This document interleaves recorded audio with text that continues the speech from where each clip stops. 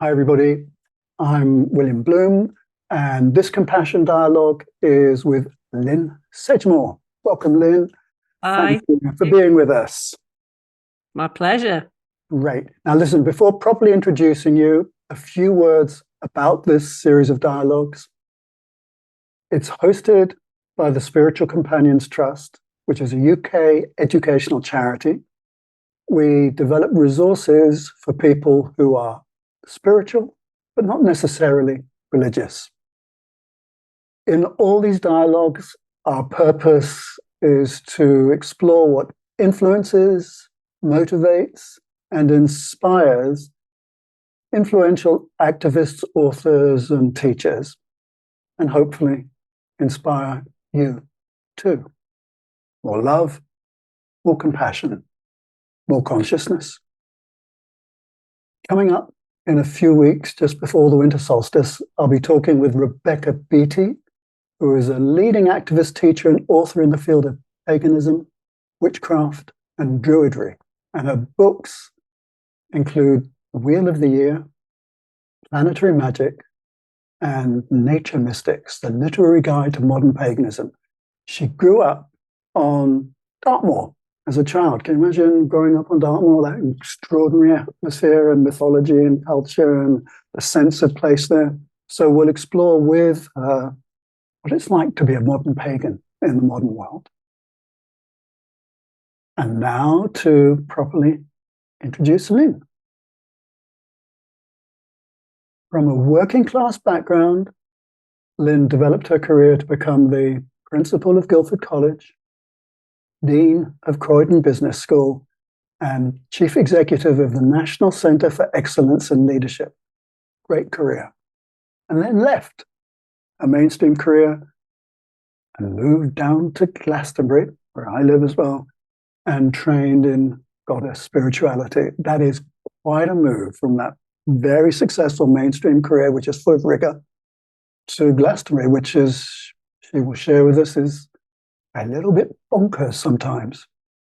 And she has some really interesting insights into how goddess and female culture can be integrated into hardcore leadership. And this is important to me and my heart and to your hearts as well. She is a force for good. So, Lynne, for all of that, thank you. Thank you. Welcome. Welcome, welcome. Thank you. So, Lynne, tell us a little bit about your working class childhood. Okay. I'm really proud of being working class. I wear it as a badge of pride and honour. I was born the eldest, not the firstborn, but the eldest living child of, my dad was a South Walian miner who moved to the Midlands.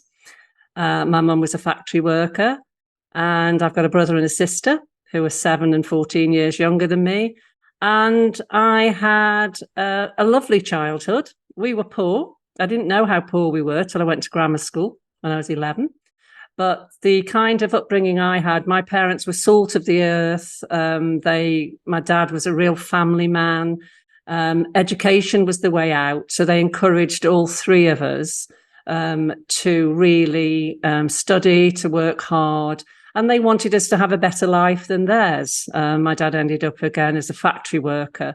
So they wanted their children to have a better life. And they were really, really supportive and encouraging. My mum had 5 miscarriages, and they had a firstborn child that died at 8 months. So they were devoted parents when they finally had 3 healthy children. Was he working in the mines when you were a child, or had he left? Yes, absolutely. He went to Stoke in the 50s. I'm from Stoke, and we were on a mining estate. So It was full of families. We were the foreigners in Stoke, actually, inverted commas, that's what they called us, because we were from Scotland, Newcastle on Tyne, Wales, different parts of the country, and we didn't speak Stoke. I speak Stoke. So here's a question. What kind of state was he in when he came home from working in the mines? My dad, well, he You'd have black face, you'd have to have a shower. They always had it always looked like they had eyeliner on because they could never quite get the soot out of there. So he would come home. But my dad loved the mine. He was a deputy. It was his place. He talked about the camaraderie. He loved it. And he was somebody down the mine. He was a deputy, and he had to come out of the mines because of ill health, and he was never the same after that. Never the same. Was ill health due to the coal dust? Yes, the lungs, emphysema because of the dust. But if you talk to most miners, if they found a way of enjoying it, the camaraderie, your life depended on someone else. I've got cousins who are miners. My first husband, he was a upper middle class lad working down the mine. So basically, I kind of married a miner, but made him come out the pit. I've really lived with a miner, and you're playing at being a miner, bless him. So he did come out. What was it like for you segueing into a grammar school then? Because that would have been quite a jump, wouldn't it, to have done the 11 plus? And I loved it. Couldn't wait to go. I deliberately chose not to go to the posh grammar school. I deliberately went to Clayton Hall Grammar School, which was, you couldn't pay to go there. You had to pass your 11 plus. I was quite clear that I didn't go to Oxford and Cambridge for the same reason, is I didn't want to go into an environment where I was looked down on. So basically I went to Clayton Hall Grammar School for girls, and I loved it.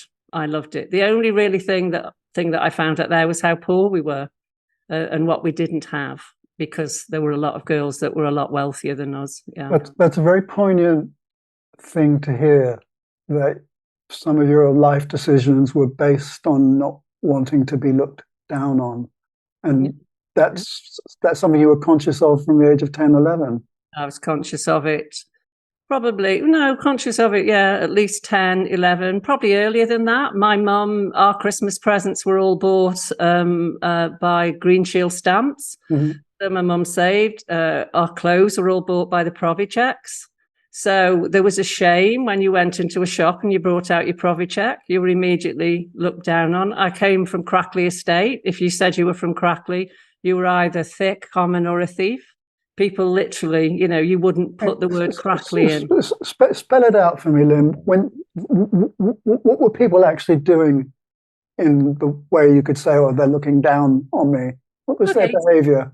So when I had a boyfriend from Chesterton and he introduced me to his family, and you said you lived on Crackley, you could see them frown and then immediately say, don't really want her. There were issues in my first marriage around that we got over. It's that people, it's a stereotypical view that they have of you that's not based on knowing you. It's based on, Crackley, therefore you must be a thief or common or whatever. And I've had that all my life. And that's why I'm so committed to diversity and fighting oppression. And really, and I get quite emotional about this, my whole life is devoted to supporting and helping other people to reach their full potential. Because I've been able to reach mine, but not all my friends could. And I've seen people really, really squashed and harmed and hurt by those stereotypical, nasty perceptions of you as a human being, and not even bothering to get to know. I know. Snobbery is a awful form of aggression. Absolutely. And everybody who's oppressed experiences that. Yeah, no, it's awful. My primary oppression, obviously I've got gender oppression, but is class. Class. And it hurts. I can feel myself going red and hot now, it's still in my body. It's still something that's very, very real experience. Yeah. Well, it's not just real for you. It's a reality of life that sits deep under, I may go off on one now, which I don't want to, sits deep under racism and sexism, anti-Semitism and all that. There's class stuff going on that is very subtle And most of the people who play it out are unconscious Yeah. of the fact they're playing it out. But there's a form of aggression, passive aggression, that's continually many traumatizing folk, putting them down. Anyway, listen, we might go off on a political one right now, which I don't want us to do. So you went to grammar school. I loved and inside your experience of grammar school, I think if I read your history right, there was something also happening to you in terms of a relationship with God, Christ, spirituality. I've always been religious. I'm not religious now. I'm spiritual, I hope. But I only knew when you're a kid on Crackly, you only know about Christianity. I didn't know other things. So I was always looking for God from being 6. I can remember asking, where's God? Where do I find God? I went to, we used to be sent to Sunday school. We brought up Methodist, but then I took myself to the Salvation Army when I was 9, and I was in that until I was 15. I became a Mormon when I was 17. I used to always ask the Jehovah's Witnesses in. So I was always wanting conversations about God and understanding. Now I would call it true reality. But then it was phased through a patriarchal kind of. Was this inquiry and looking for truth, was that purely going on in your mind, brain, or was it a kind of heartfelt experience of something other that was touching you? Right. As long as I can remember, but the first really strong one was when I was about 14 or 15. So I used to have light experiences. I used to experience just being filled with light. Well, I still do, filled with light. So the reason I became a Mormon, I can laugh about it now, but it was really real at the time, is I'm reading the Book of Mormon, because I used to read the Bible, I used to read all the scriptures. I'm reading the Book of Mormon and I have one of these light experiences. So of course I think, oh, this must be the truth. And then I read about Joseph Smith, and it's all pictures of him receiving light. So that's why I became a Mormon. Right. So I'm a mystic, really. So I was having these experiences, but nobody understood them, and there was nobody to really talk to about them. All right. So you have to, for me, and for the kind of folk who I know are listening to us, could you just, I don't want to be intrusive, but I'd love to hear you describe the nature of the light, what you call the light experience, the feelings of it, the phenomena, if any. What was going on for you? I do this in my latest book as well, The Presence Activism. What it is it was almost, it happened to me. It wasn't something I was trying to make happen. So I would be, it used to happen to me a lot in church, you see, less in nature than it does now. So if I was in church or a sacred space, particularly if it had incense or bells, then it was as if something's activated in me. That actually is the most beautiful sense of being filled with light and knowing that everything in the universe is love. Absolutely everything is made up of love. The silence, the peacefulness, the inner tranquility that comes with that. And I go like this. It's like, because I'm a very active kind of busy person, it's a complete gentle, slowing peacefulness of just being. I have words for it now, but I didn't then. And it's just beautiful. And how old were you when it first happened? Do you remember? I think I was about 7 or 8. Yeah. Yeah. And I'd say to my mum, oh, do you get that? And nobody knew what I was talking about. How long did those experiences last for? A few seconds or minutes? And did they have a halo effect? I wouldn't say that. It was just more how I felt. I mean, and there have been times when people have said I was shining. They could see that something had happened. My dad saw it once. My dad was like, what's happened to you? So there was a light around me around that. Yeah. But I didn't have words, but I knew it was the most important thing in my life, that nothing else mattered like that did. I should have communicated better. When I said halo effect, I meant that there was a kind of echo that kind of lasted inside you. Oh, absolutely. It's visceral. I mean, I can recall them now, and they stay in the body. They're realer than anything else. So when people say, "Oh, it's rubbish what you're talking," or "don't do that," it's just like, you can't take this away from me, because I know it. It's realer than daily life to me. That's the only way I can describe it. It was more real than anything that there was going on the surface. Well, if we were in a room right now, if everybody who was listening to us was live, I'd say, give us a wave of hands, everybody who's had a similar experience. I can see a few hands waving. Yeah, it's interesting, isn't it? Because the experience is universal, absolutely, but the interpretation is cultural. absolutely. So listen, so you're going through grammar school with this. Your heart was already opened, right? Yeah. And you were aware of this other dimension. And were you a naughty teenager as well? I was quite feisty. Right. Okay. I made sure that I was always in the top 3 of the A stream. So I always came in the top, because I was very, very bright academically.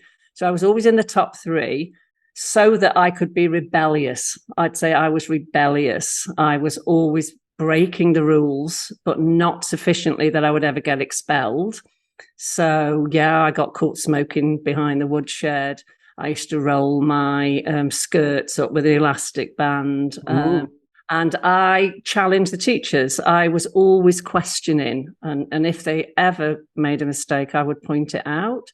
But my English teacher was my saviour. She used to say, "Lynne Sedgmore, I spend my life defending you in the classroom. Why can't you be with the other teachers like you are with me?" And I went on to read English at university because of her. And I'm saying, because they're not like you, miss. Yeah, they're. And I think I also felt a bit of a looking down on the crackly kids, and I wasn't having it.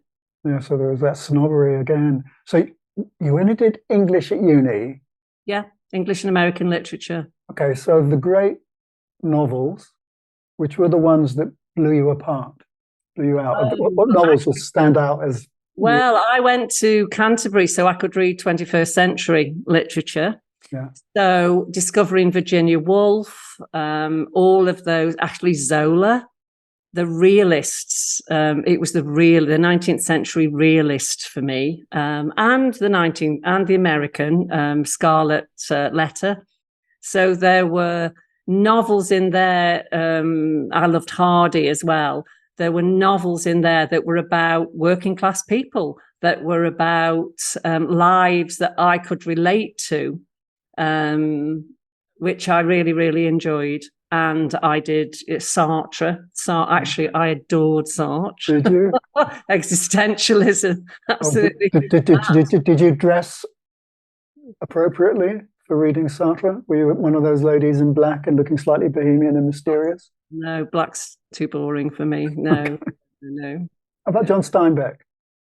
Yeah, I did. I mean, I read him in the sixth form, really, but I didn't. I tell you who I loved. It's really Faulkner and Conrad.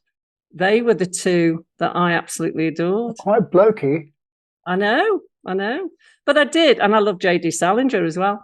But I was reading Virginia Woolf, and I did, Kent, when I went in 1974, Kent was a hotbed of feminism and women's studies. So we were reading all the women's writers and reclaiming them as well. Yeah. So were you reading anything spiritual, religious at the same time? What was happening at uni? Were you still having light experiences, or were they kind of mellowed out for a while? Well, I had a baby, which took a lot of my time. Yeah. And actually, what had happened to me, I was so disillusioned with Mormonism and the hypocrisy of Christianity that I decided I wasn't doing religion anymore, that I was going to be political. Yeah, that actually I would do good in the world in a different way. So, and then I got pregnant accidentally. very working class thing. But I was engaged. So we got married and I took a year out. And so I became a very ardent second wave feminist. That had started for me at about 17.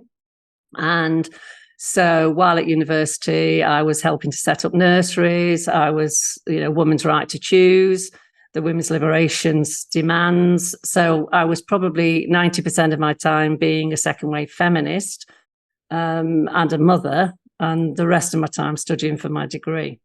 So were the white light experiences temporarily put on hold, or were they integrating into that? And your experience of birth and were they threaded into your experience of birth and that kind of thing? What I experienced, I've only given birth once. I've got one daughter. I've got two stepdaughters. I knew, I'd looked at Buddhism by then. I knew what unconditional love was when I became a mother. I was just 20. I was completely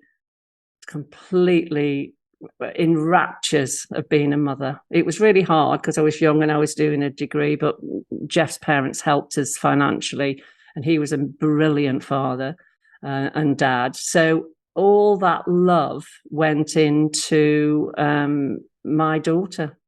To me, I'm a grandmother. It's a spiritual experience for me, being with children in the sense of that, giving that total unconditional love. It's love in action for me. It's spirituality. Let me put the jigsaw together. It's a spiritual experience, partly because your sense of the cosmos, the universe, it's filled with love. Yeah. And that then expresses in your love as a mother. Yeah. And as an activist. So for me, love is service. Service is love. Love in action. Yeah. I'm a karma yogi, if you like. I'm a bhakti yoga and a karma yogi. Yeah, mostly. Tell the listeners the difference between the two. Okay, bhakti yoga is heartfelt yoga. So yes, put me in a chant, particularly with Hindu bhajans, and I'm gone within 2 minutes. That total opening and expansiveness. I listen to all sorts of Hindu songs and chants. Karma yogi is really from the Bhagavad Gita, which is more being love in action. So you express it through service and right action and duty. And then jnana yoga is more through the mind and the intellect. So I've got some of that, but I don't get the same kind of satisfaction that I know other people do spiritually through the mind. Yeah. Oh, here we're putting the jigsaw together of you, getting a sense of you. So you then develop a career as an educator in FE. Yeah, I fell into that. So what happened when I finished university, I said to Jeff, I want to go back home to Stoke. It's really hard. I've got no family here. So he got a job in Stoke. So we went back to Stoke for 4 years, and I was a full-time feminist activist. I worked in a community centre off and on, but it was all, and I was trying to run a bookshop, but it was all about being an activist and being a mum. And then Jeff got a job in London, and I said, yeah, I'll come to London. And I applied for one job because the mortgage was so high, because that we were moving from Stoke to London. Mm-hmm. And I said, I'll apply for a job, and I got it. And that was in FE. And I thought it was a community worker. What was the job? It was a lecturer 1 in life and social skills on a YTS, youth training opportunity scheme in Croydon College. All right, listen, I have to tell you, I also was an L1 in life and social skills at Southwark College, right? Of an age in it, yes. It's an incredible grounding place to be of service in a way that lots of people don't know about. I know. Well, I'd worked part-time in the Stoke FE College. I'd fallen into that as well. So, because I always did part-time work and I liked it. I used to teach sex education, maths to the towpath lads off the towpath schemes. That was fun. And then applied for that one job and got it. And honestly, the college was 10 minutes away from the house that we'd already decided to buy. So it all fell in. And so I was going to be a feminist publisher. I was really active in publishing feminist stories and poems and things. But I loved the job so much. And to be honest, working in FE in those days, having a full-time job was like a part-time job. Couldn't believe it. And you could do a million other things as well. So I thought I'd discovered heaven, and I loved it. I really liked it, and I've stayed in it. I did too, and I'm just so sorry we're going to move on from teaching sex education to lads on the towpath, because that just sounds extraordinary.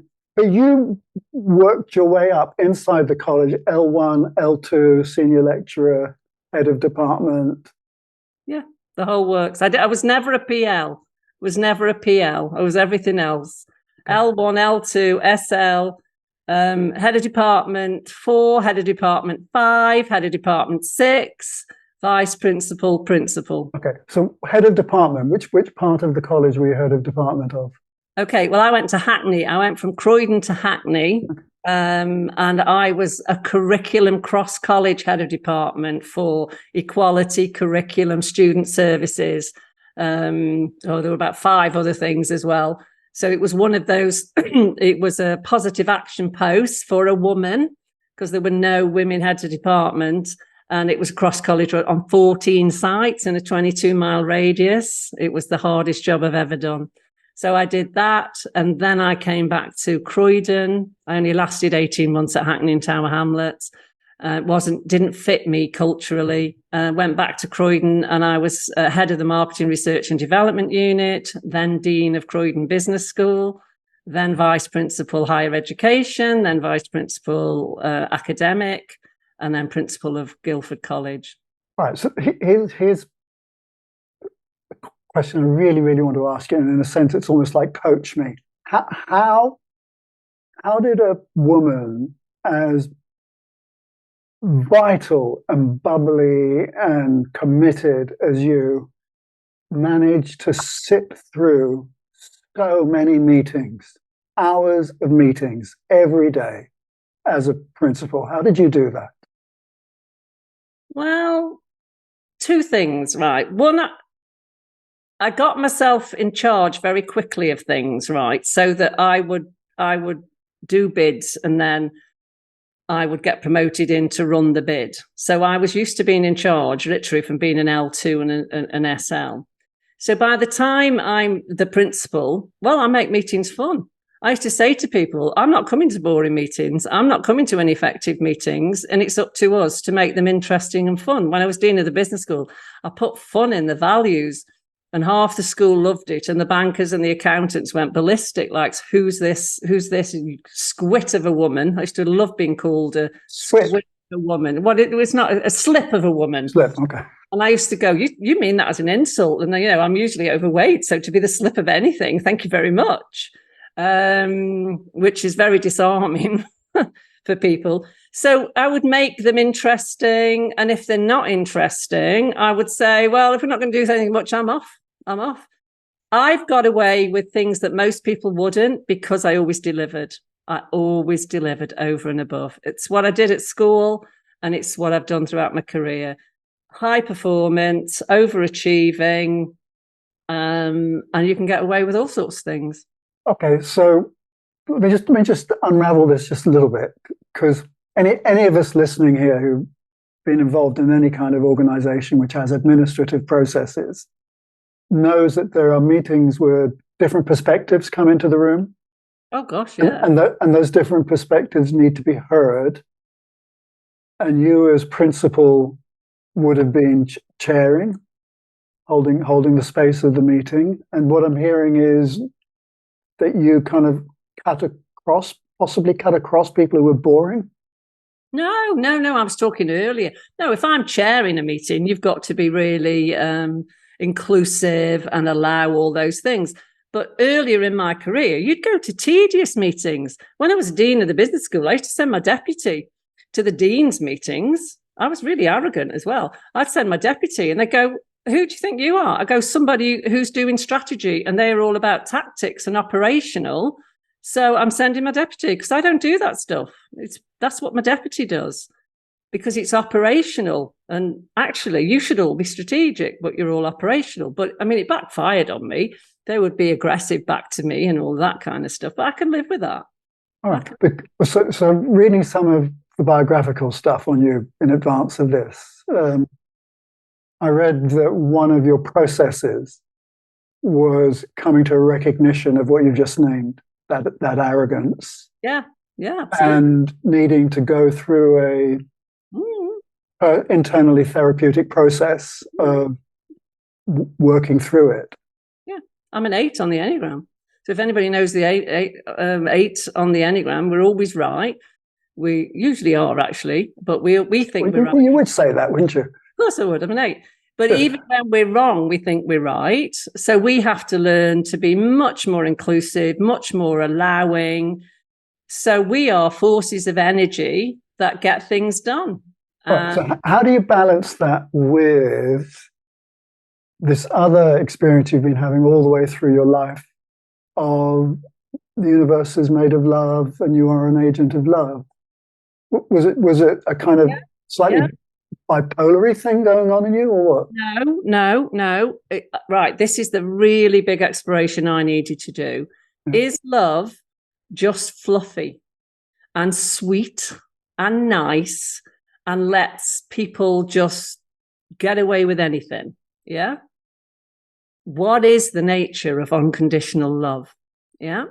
And I've been on trainings or been with people that unconditional love to me means they've checked out, really. And it's like anything goes. So I'm not saying I'm right, but I had to work that out for me. And I think there's a place for tough love. And there's a place for something that says boundaries matter, commitments matter, joint coming together to co-create something. And finding a way that we honor different styles and different ways of doing it matter.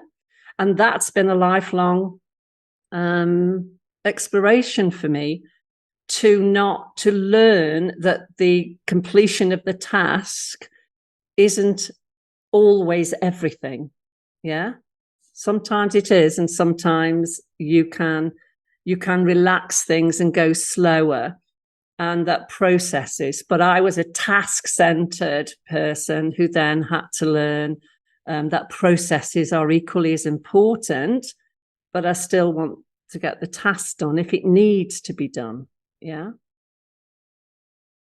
Okay, so that's you've kind of written a get out of jail card. Have I? Yeah, which is great. Oh, right, because it feels real to me. Yeah. But what I'm interested in, because these conversations are about people's inner lives and inner processes and developmental processes. You named very clearly arrogance, right? Oh, yeah. Which mixed with your huge vitality would make you quite a steamroller in absolutely. So, but having to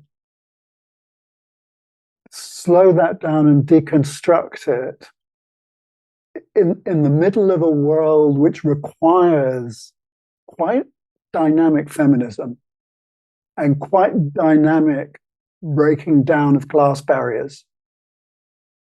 Yeah. You know, as an agent of change, as an agent of goodwill, the arrogance is maybe not arrogance, but wonderful and good and confident.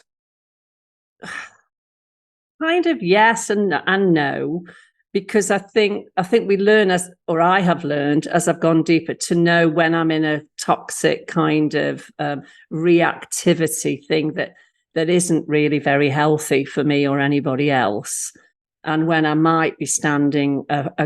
So when I'm doing this rather than this, yeah, and I've had to learn to do this. It's like.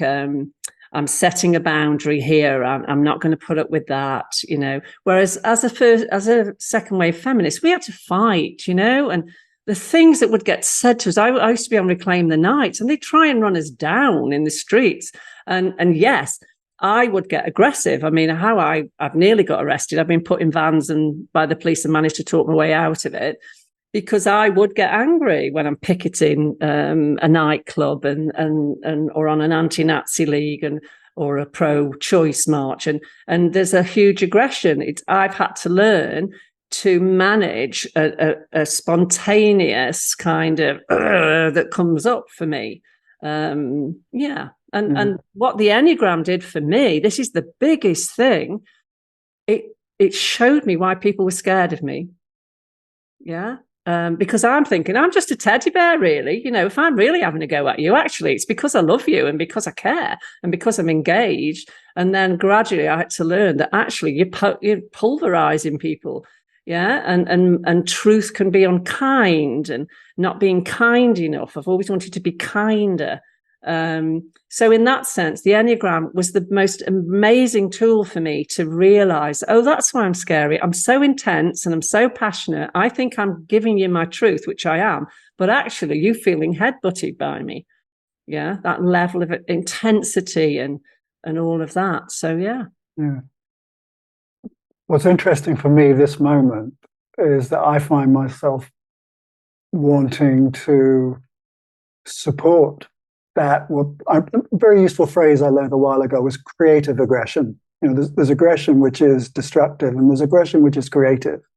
And in liberation movements, and feminism is a liberation movement, and working against classism is also a liberation movement. It requires force. And there are agents, human beings are required to be those agents of courage and bravery and pushiness. So I'm actually possibly more forgiving of your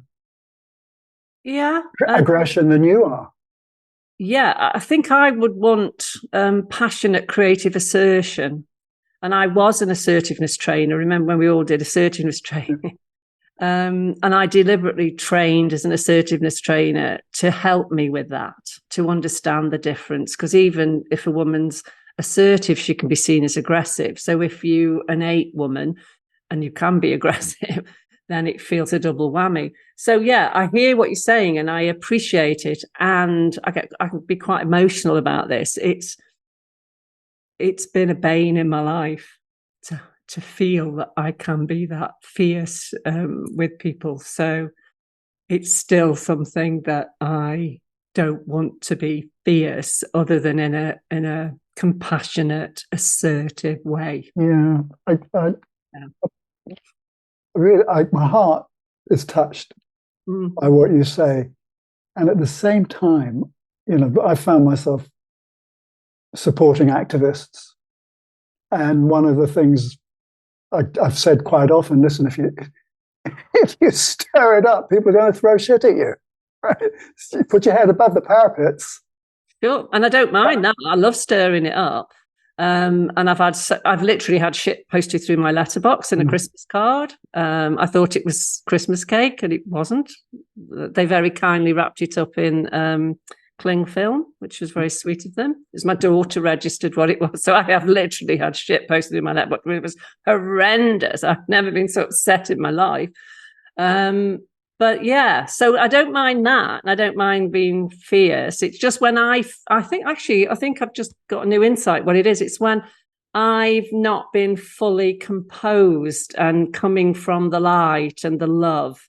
And I've lost touch with that, I think. Yeah, but that's such a tough ask, to be at the front of a march, dealing with aggression and having to stay centered. That is a tough ask. I would hope I can do it now. I think I did it the last feminist march I was on, but I wasn't doing it when I was 18 and 19 and 20. But the problem though is when you're fronting off forces that are essentially bullying. Oh, yeah. And therefore abusive. Yeah. Abuse needs more than a clear boundary. It needs something forceful sometimes, because I could never quite go with the pacifist yielding to it, though I celebrate those who can. And we've all got different, the Enneagram framework gives 9 different types. There are different ways of looking at it. So we all bring something different, don't we? So I'm quite happy to be a warrior. I've enjoyed being a warrior, but I'm really practicing much more of my 9 wing now, which is peacemaker. Yeah. Okay. So there's this very successful career in mainstream world, FE leadership, and then you move into your 50s, 60s, some kind of retirement is happening, and you and your bloke choose to come down to Glastonbury, which is, I mean, I live here, so I know how bonkers it is, and that's one of the things I love about it. But what was it like? Because you also did some trainings here as well, right? So I'm wondering what it was like for you to come out of, in mainstream education, colleges, qualifications maintain their status by virtue of the fact there's real integrity around the assessment process and the even playing field, and the fact that wherever you do it in the country, it's the same, and blah, blah, blah, blah. You come to Glastonbury and you meet Glasto bonkers education. Yeah, well, what you have, right. Remember, I've been coming to Glastonbury since 1989. So it wasn't like I just moved to this new place. I've been coming to Glastonbury for 1989, since 1989. I did my National Federation of Spiritual Healers training here. I did rebirthing training here. So I managed to come every year. And I always loved it and knew that I would come here one day. It's my spiritual home. It's my sacred vortex. You know, the Chalice Well is my favorite place on the planet. And I used to go to Findhorn in the 90s as well, but Glastonbury was it for me. So I kind of knew what I was coming to, but it's not the same as living here. Yeah. And being engaged from the inside out, as it were. Did you go temporarily mad after you moved here? Because a lot of people, when they get caught in the actual vortex of living here, there's about a year of everything is so stimulated that they temporarily lose it. No, I didn't. What happened to me is I had a house fire. My husband nearly died. My mum had a stroke. Every year from when we came here, there was some major traumatic life issue. That was how Glastonbury tested us. And I stayed working for 5 years while I sort of came into Glastonbury gradually. And to be honest, my first dip into it, working with, I won't name them, but working with a group of people, after 6 months, I went, I'm not doing it. I'm staying another year in my job. I'm not doing it. This is bonkers. And John, my husband, he immersed himself. He's a 9 on the Enneagram. He's really laid back. He's really tolerant and accepting. You know, he's unconditional love on legs, really. So he's managed it, although he struggled with a recent project he's just done.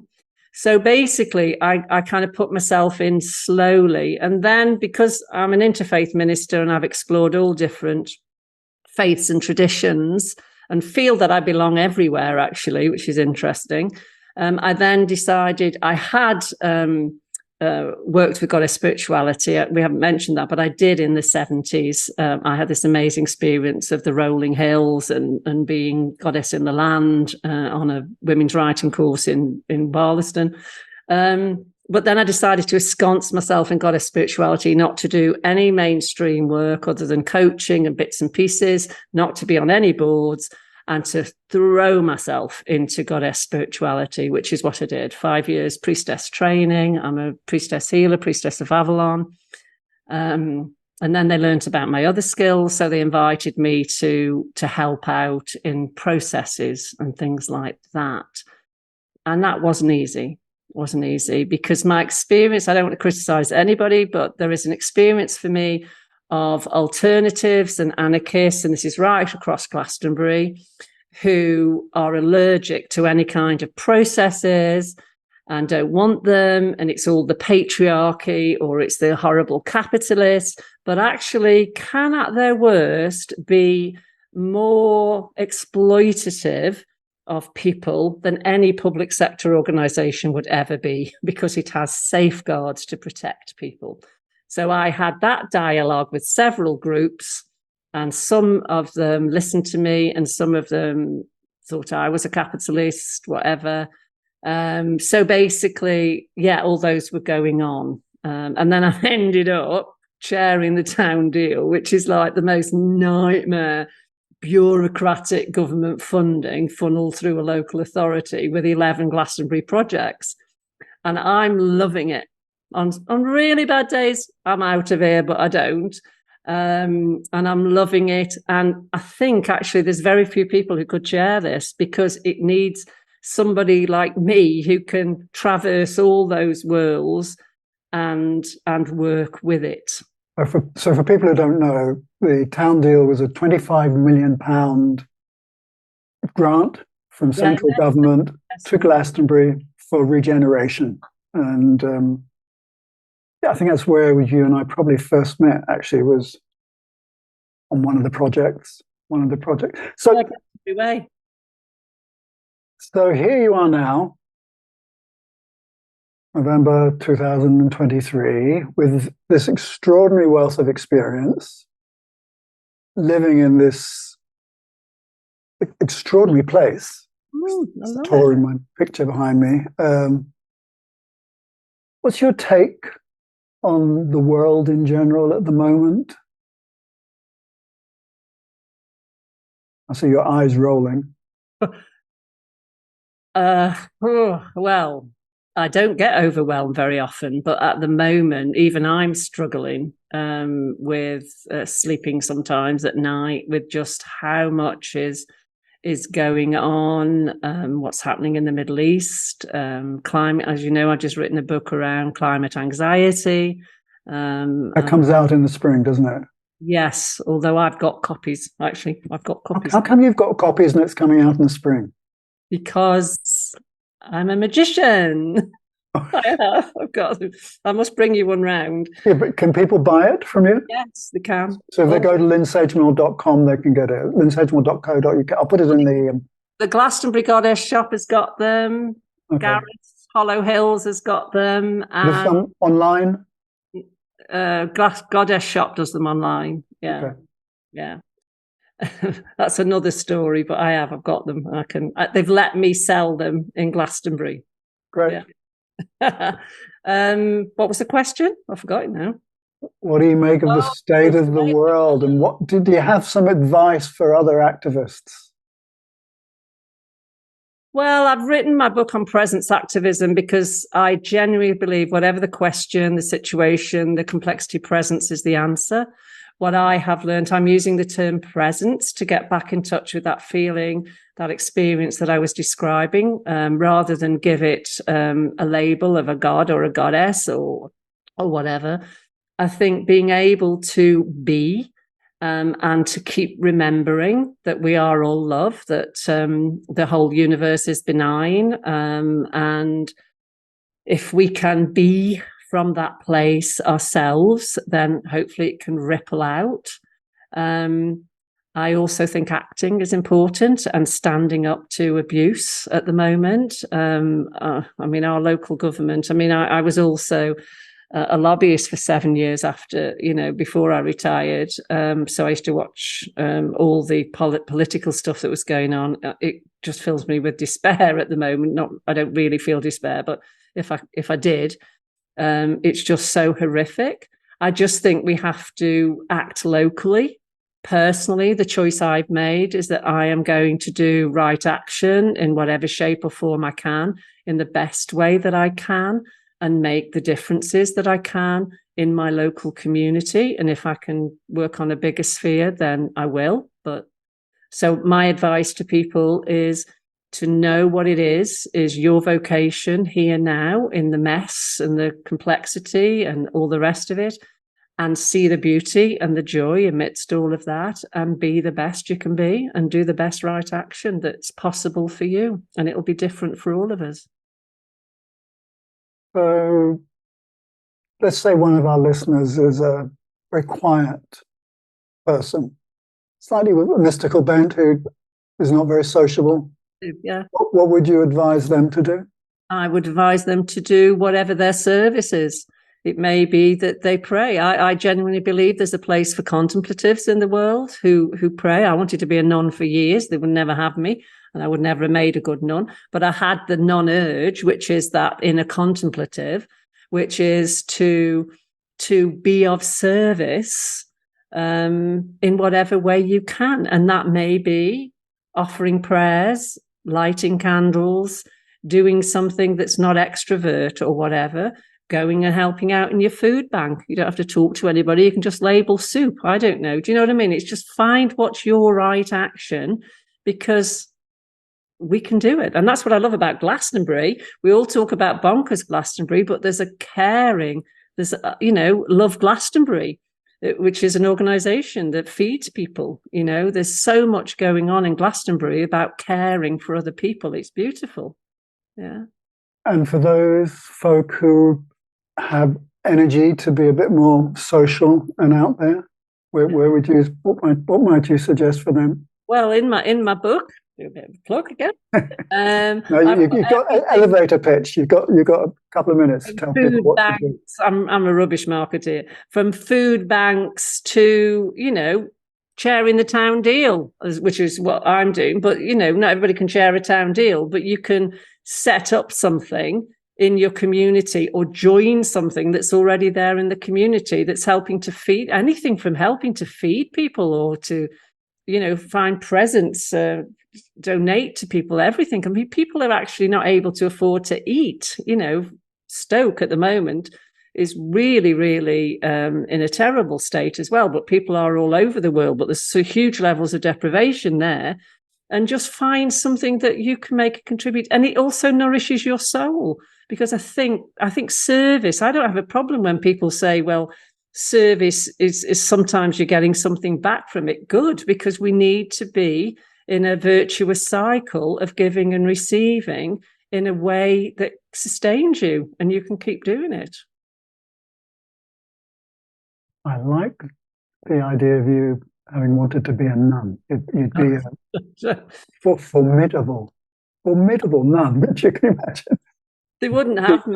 No, I'm serious. What they used to say to me is, I've got the vote. Somebody said, I don't do Jesus either. So that was a bit of but I could have been a Buddhist nun, but that didn't work either. But the Christian nun is like, I don't really do Jesus. I just do light, really.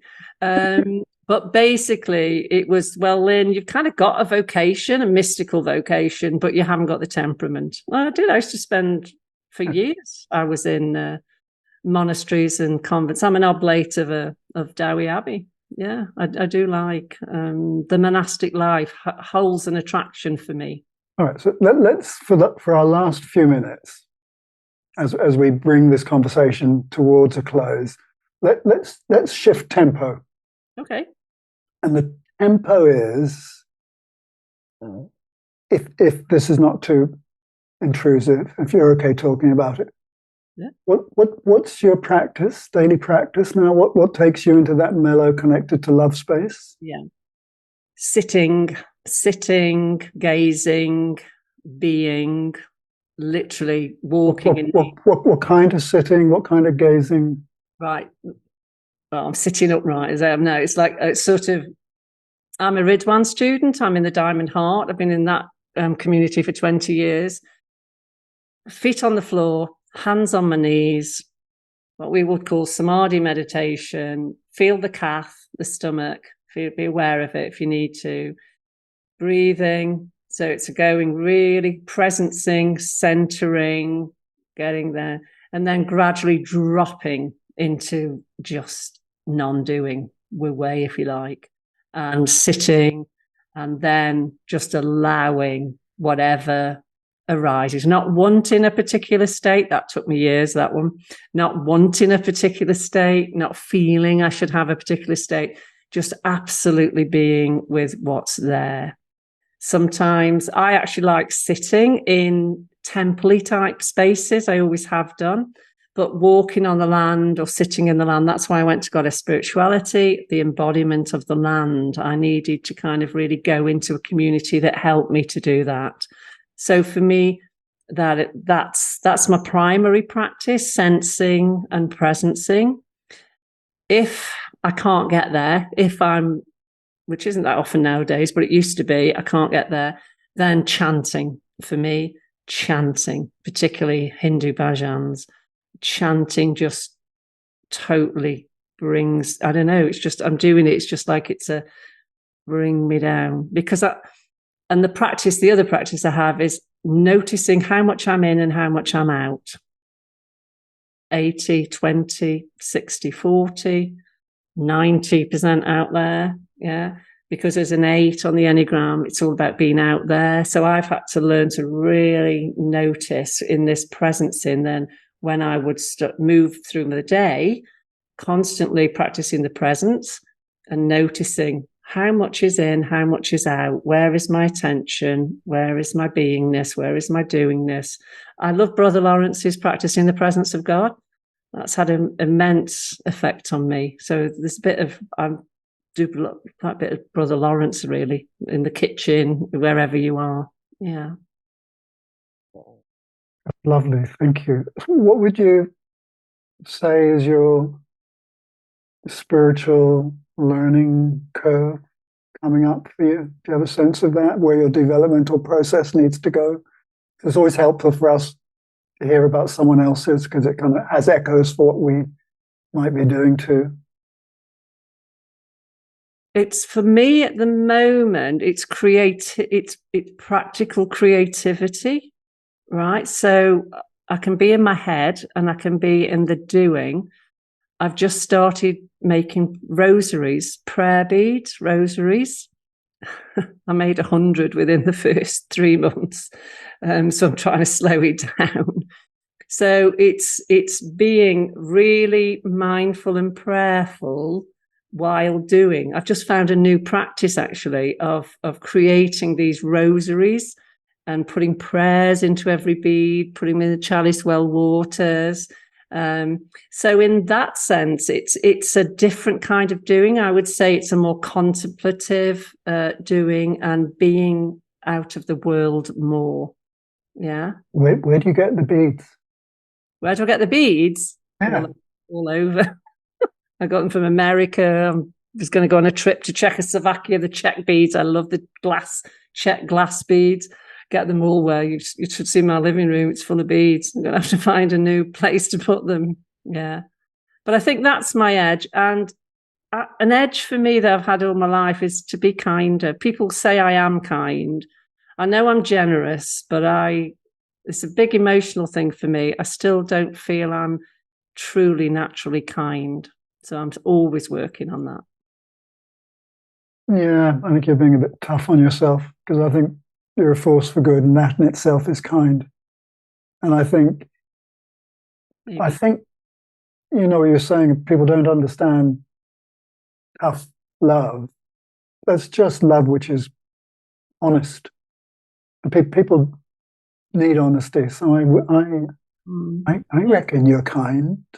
Maybe. And I just want to say one thing before we finish it. Glastonbury has so welcomed me. Glastonbury ejects some people. It doesn't work. Glastonbury, it's taken me in. It's totally, it sees me, it accepts me, it's found service for me. I just feel there's a sacred right action for Glastonbury for me. It's my place. I absolutely adore it. Well, there's a little commercial for Glastonbury. People, come visit. Well, for many of us, is the most crucial sacred site in Europe, actually, but may not be your place. You know, you spend a few days here toddling around and getting a sense of it all. Lynne, what an extraordinary, wonderful, vibrant conversation. Extraordinary, wonderful, lovely, deep, just full of energy and encouragement and enthusiasm. Just want to thank you very much. I hope it was good for you too.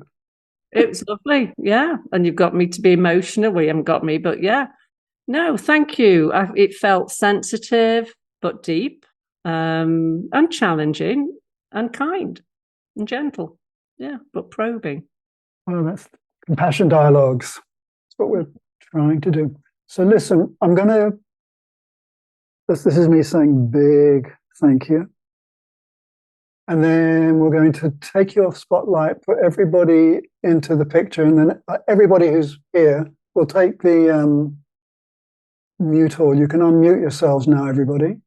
Okay. There we go. Everybody give this beautiful soul a wave and any noise of gratitude you want to. Thank you. Thank you. Thank you. Thank you. Thank you. Thank you. Thank you.